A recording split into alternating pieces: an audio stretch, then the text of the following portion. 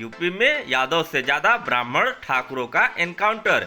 7.5 साल में 207 आरोपी ढेर, इनमें 67 मुस्लिम। जाने मुठभेड़ का हिसाब किताब। लगता है सुल्तानपुर की डकैती में शामिल लोगों से सत्ता पक्ष का गहरा संपर्क था, इसीलिए तो नकली एनकाउंटर से पहले मुख्य आरोपी से संपर्क साधकर सरेंडर करा दिया गया। अन्य लोगों के पैरों पर सिर्फ दिखावटी गोली मारी गई और जाति देखकर जान ली गई। आपको बता दें कि यह बातें सपा मुखिया अखिलेश यादव ने 5 सितंबर को एक्स पर लिखी। उन्होंने डकैती के आरोपी मंगेश यादव के एनकाउंटर पर सवाल उठाए।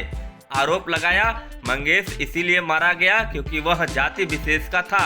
8 सितंबर को मुख्यमंत्री योगी ने अखिलेश को जवाब दिया, कहा डकैत मारा गया तो इनको बुरा लग गया, चिल्ला रहे हैं। अब राहुल गांधी ने भी इस मुद्दे पर अपनी प्रतिक्रिया दी है। आपको बता दें कि योगी सरकार के 7.5 साल के कार्यकाल के दौरान पुलिस मुठभेड़ की लिस्ट चेक की गई।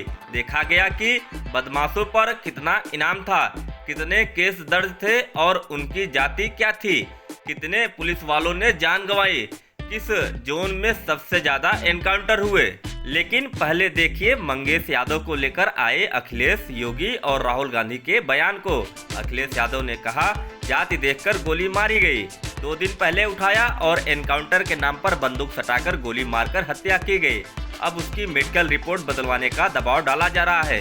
इस संगीन शासनीय अपराध का सर्वोच्च न्यायालय तुरंत संज्ञान ले, इससे पहले कि सबूत मिटा दिए जाए। सपा प्रमुख अखिलेश यादव के बयान पर पलटवार करते हुए मुख्यमंत्री योगी आदित्यनाथ ने कहा, आप देखते होंगे उनके किसी माफिया शागिर्द को मारा जाता है तो चिल्लाने लगते हैं। जहां डकैत पुलिस मुठभेड़ में मारा गया वहां ग्राहक भी बैठे थे। डकैत उनकी हत्या करके भाग जाता तो हम उनकी जान को वापस कर पाते क्या? ग्राहक किसी भी जाति का हो सकता था, यादव भी हो सकता था, दलित भी। आपको बता दें कि मंगेश यादव एनकाउंटर को लेकर के राहुल गांधी ने कहा, भाजपा शासित राज्यों में कानून और संविधान की धज्जियां वही उड़ा रहे हैं जिन पर उनका पालन कराने की जिम्मेदारी है। सुल्तानपुर में हुए मंगेश यादव के एनकाउंटर ने एक बार फिर साबित कर दिया कि भाजपा रूल ऑफ लॉ पर विश्वास ही नहीं करती। यूपी एसटीएफ के दर्जनों एनकाउंटर सवालों के घेरे में है। क्या आज तक उसमें से किसी भी अधिकारी पर कोई कार्रवाई हुई? आखिर कौन उन्हें बचा रहा है और क्यों? वर्दी पर लगी खून की छींटें साफ होनी चाहिए। आपको बता दें कि योगी आदित्यनाथ 19 मार्च 2017 को सीएम बने, तब से लेकर अब तक प्रदेश में पुलिस और बदमाशों के बीच लगभग 12,500 से ज्यादा मुठभेड़ हुई।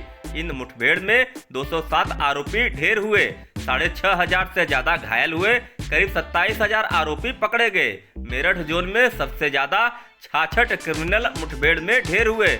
इसके बाद वाराणसी जोन में 21 और आगरा जोन में 16 आरोपी पुलिस मुठभेड़ में मारे गए।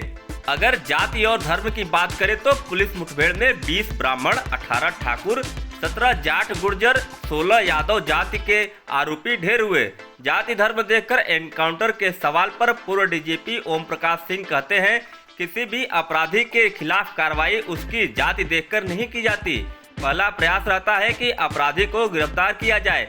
बीते 7.5 साल में जो एनकाउंटर हुए हैं उसमें 67 मुस्लिम अपराधी और 130 हिंदू अपराधी मारे गए हैं। ऐसे में जाति या धर्म देखकर एनकाउंटर करने का आरोप गलत है। आपको बता दें कि एनकाउंटर पर उत्तर प्रदेश उद्योग व्यापार प्रतिनिधि मंडल के उपाध्यक्ष राजेंद्र कुमार अग्रवाल कहते हैं, अपराध और अपराधियों पर अंकुश लगाने के लिए मौजूदा सरकार जो कदम उठा रही है वह उचित है। इससे व्यापारी खुद को सुरक्षित महसूस कर रहे हैं। यह कहना गलत है कि एनकाउंटर गलत हो रहे हैं। अगर गलत हो रहा होता तो मानवाधिकार आयोग सबसे पहले आपत्ति दर्ज कराता।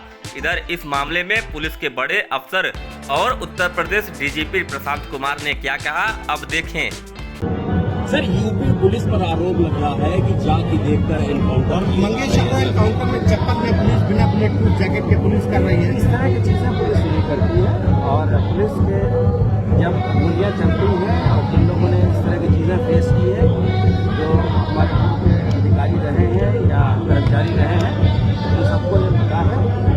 और इस तरह हाथ मार दो सारी बातों का कैमरे पे हाथ मारो। और पुलिस पूरी तरह से इसका भी कार्रवाई। अब अब बात करते हैं उत्तर प्रदेश के उन एनकाउंटर पर जिस पर सबसे ज्यादा सवाल उठे थे।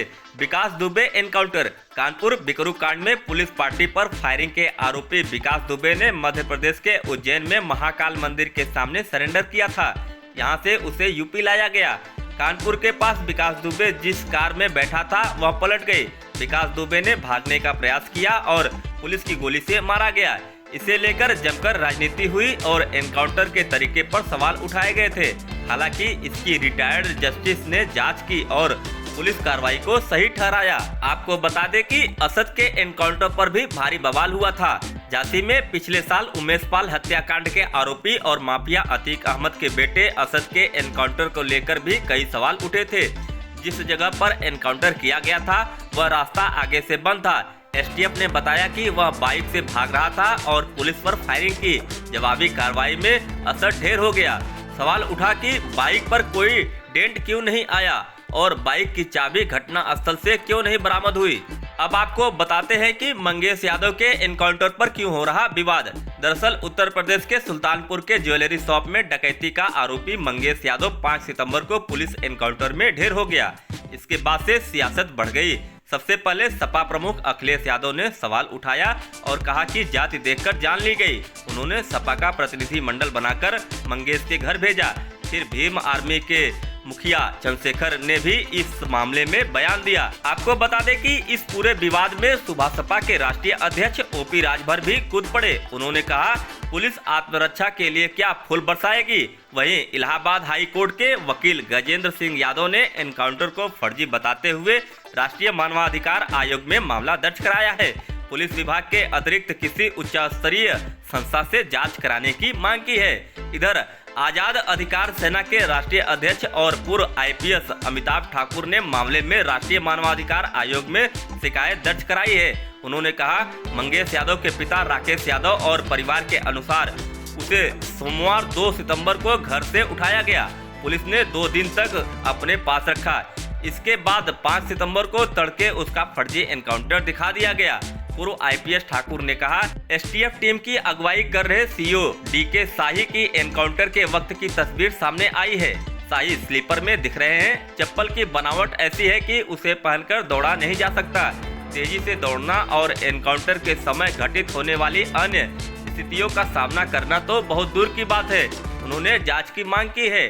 डीके शाही की पत्नी रितु शाही बीजेपी की नेता हैं। रितु शाही को हाल ही में उत्तर प्रदेश महिला आयोग का सदस्य नियुक्त किया गया है।